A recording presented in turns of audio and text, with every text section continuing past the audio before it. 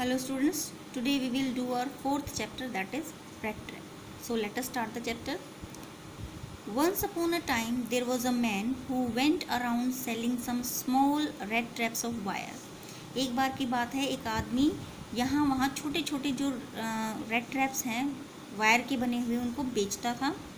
He made them himself at odd moments. वो उसने उनको खुद बनाया था उसके विषम पलों में. From the material he got by begging in the stores or at the big farms. कौन से मटेरियल से? जो उसको मिलता था कहाँ पे? भीख मांगने से स्टोर्स में, या फिर जो बड़े फार्म्स होते थे वहाँ पे भीख मांगने से जो उसको मटेरियल मिलता था. अपने ओड पलों में उसने उन रेड ट्रैप्स को अपने आप बनाया था. एक बार की बात है, एक आदमी जो है यहाँ वहाँ छोटे छोटे जो रेड ट्रैप्स होते हैं वायर के बने हुए उनको बेचता हुआ घूमता था और उसने उनको खुद बनाया था विषम पलों में और उस मटेरियल से बनाया था जो उसको मिला था भीख मांगने से, या तो स्टोर्स में या फिर बड़े फार्म्स में.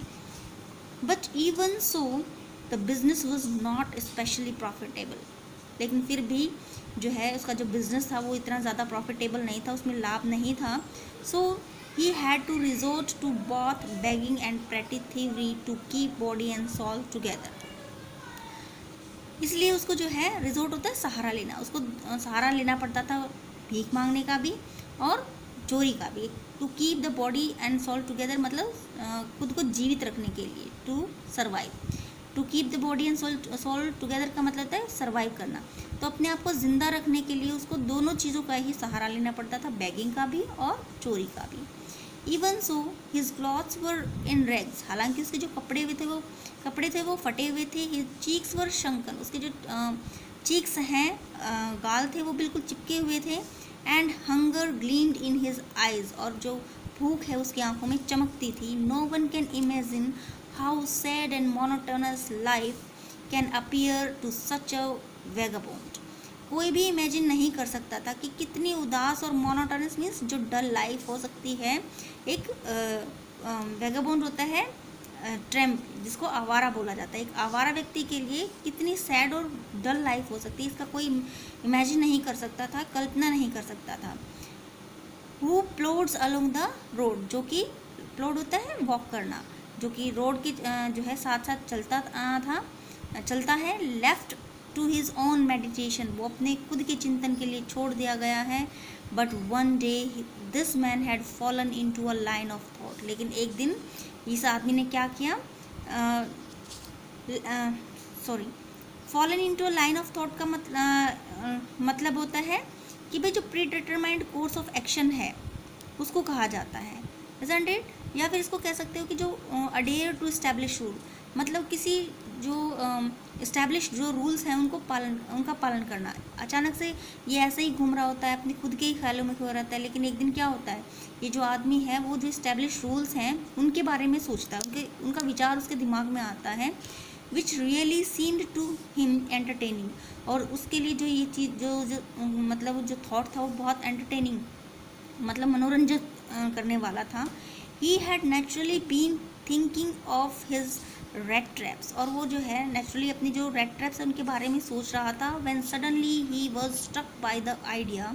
और जब अचानक से उसको एक आइडिया उसके दिमाग में आया that the whole world about him and the whole world with its land and seas, its cities and villages was nothing but a big red trap. और अचानक से उसके दिमाग में ये आइडिया है कि पूरा जो संसार है जिसमें इसके लैंड्स हैं या सीज हैं या सिटीज़ हैं, जो विलेजेस हैं, वो और कुछ भी नहीं, एक बड़ा सा रेड ट्रैप है. It had never existed for any other purpose than to set baits for people.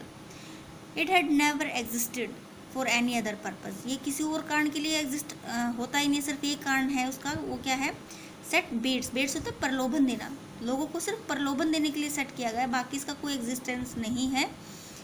It offered riches and joys. ये क्या करता है? आपको धन दौलत ऑफर करता है, आपको खुशियाँ देता है, शेल्टर देता है, आपको फूड देता है, हीट देता है, आपको क्लॉथिंग देता है. Exactly as the red trap offered cheese and pork. जिस तरीके से जो रेड ट्रैप होता है उसमें चीज़ होता है या फिर पोर्क होता है, जो फ्लैश होता है पिग का, उसको हम पोर्क कहते हैं. As soon as anyone let himself be tempted to touch the bait, और जैसे ही किसी ने अपने आप को, टेम्पटेड मीन्स प्रलोभित पा लिया है किससे, उसके वो जो प्रलोभन उसको दिया गया है उसकी तरफ अगर लालच भैया आ गया, it close in on him, ये उसको बिल्कुल बंद कर देगा। And then everything came to an end, और फिर सब कुछ खत्म हो जाएगा, बिल्कुल आखिरी जो है आखिरी पल पे आ जाएगा, बिल्कुल ख़त्म होने को आ जाएगा। क्या कह रहा है कि भाई ये जो संसार है वो भी एक रेड ट्रैप की तरह है। जैसे हम चूहे को पकड़ने के लिए क्या करते हैं, उसमें चीज़ डाल देते हैं, फिर पॉट डाल देते हैं, तो उसके लालच में उसमें आ जाता है, और जैसे इसको खाने के लिए टच करता है तो वो बंद हो जाता है। उसी तरीके से जो वर्ल्ड है उसमें भी बहुत सारी हमें जो है प्रलोभन दिए गए हैं, इसमें रिचेज़ हैं, जॉयज़ हैं, शेल्टर्स हैं, फूड, ईट, क्लोथिंग, सब कुछ दिया गया है हमें। और अगर एक बार इंसान उसके लोभ में आ जाता है, उसको टच कर लेता है, तो भाई वो जो पिंजरा है वो हमेशा के लिए बंद हो जाता है। The world had of course never been very kind to him, जो ये संसार है हालांकि उसके लिए बहुत ज़्यादा दयालु नहीं रहा था कभी भी। So it gave him unwanted joy to think it of the to think ill of it in this way.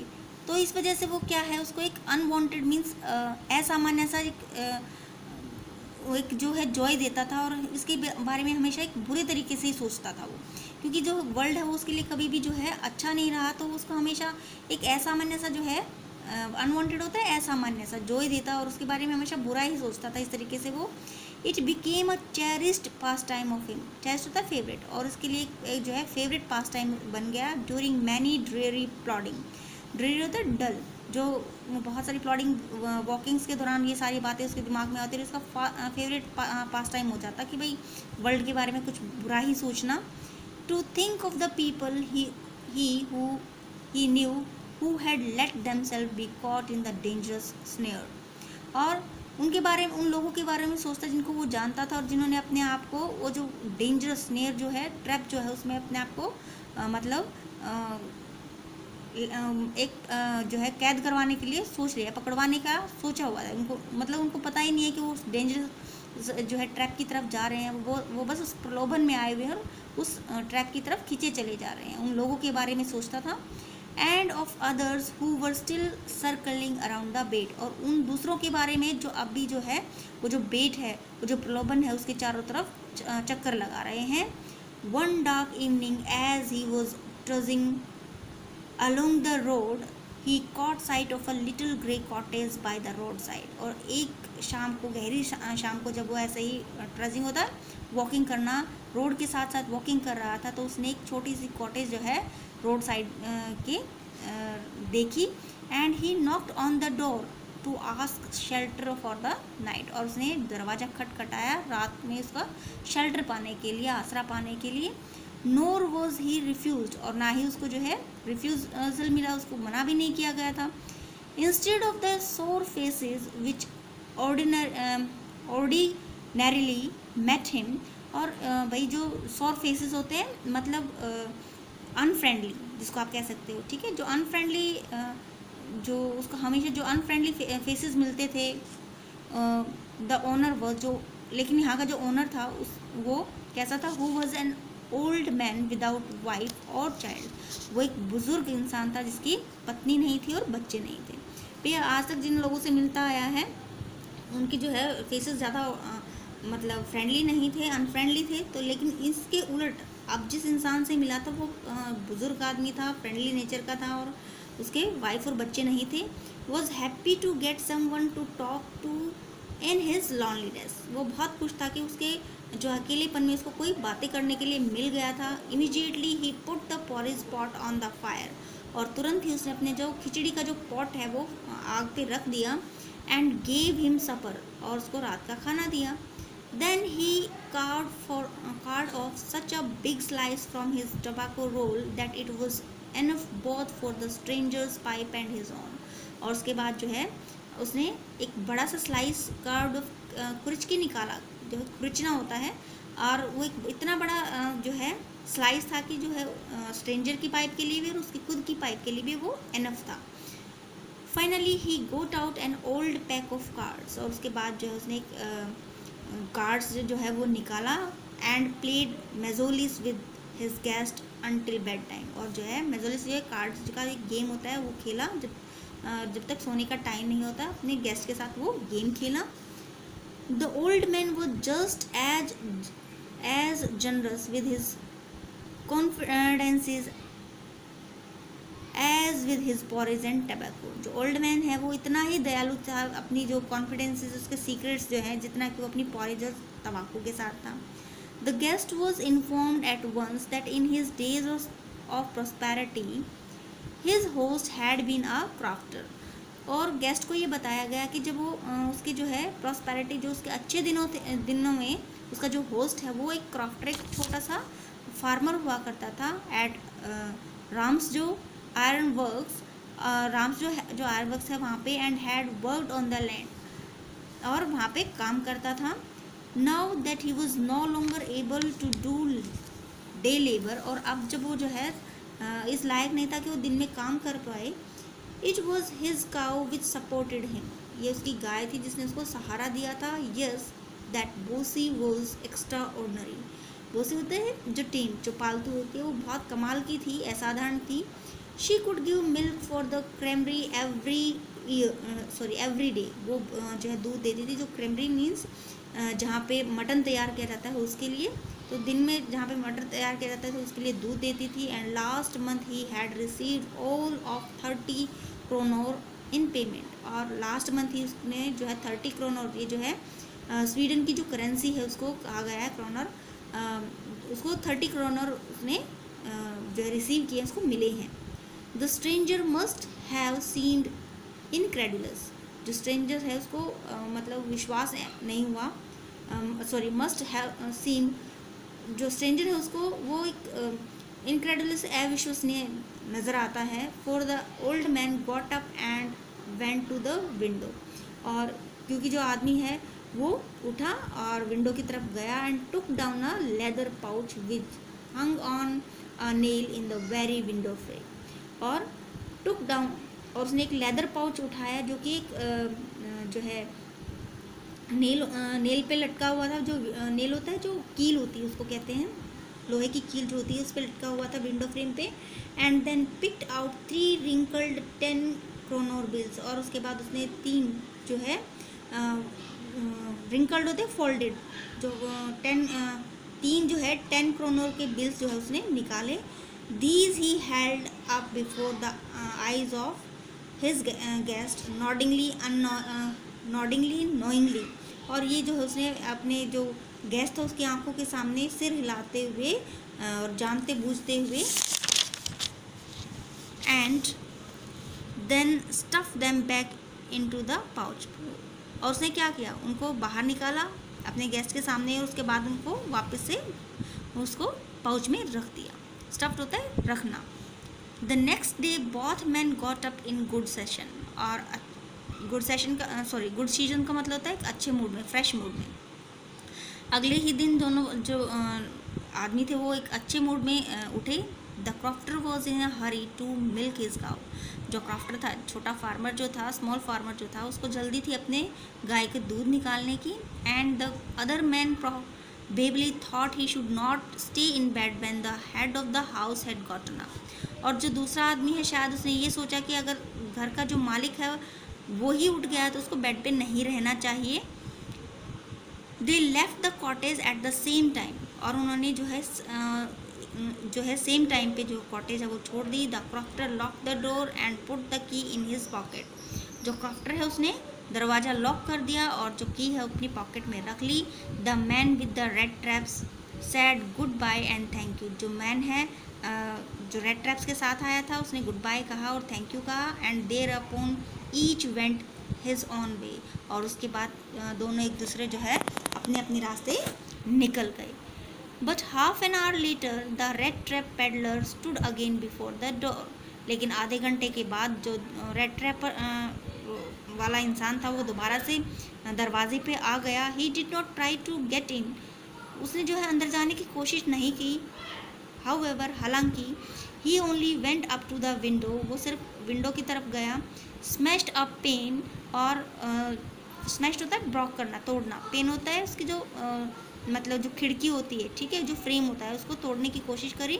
Stuck in his hand, और अपना जो हाथ अंदर की तरफ किया, and got hold of the pouch with the 30 kronor, और जो है अपने हाथ से वो पाउच जिसमें 30 क्रोनर था उसको पकड़ा।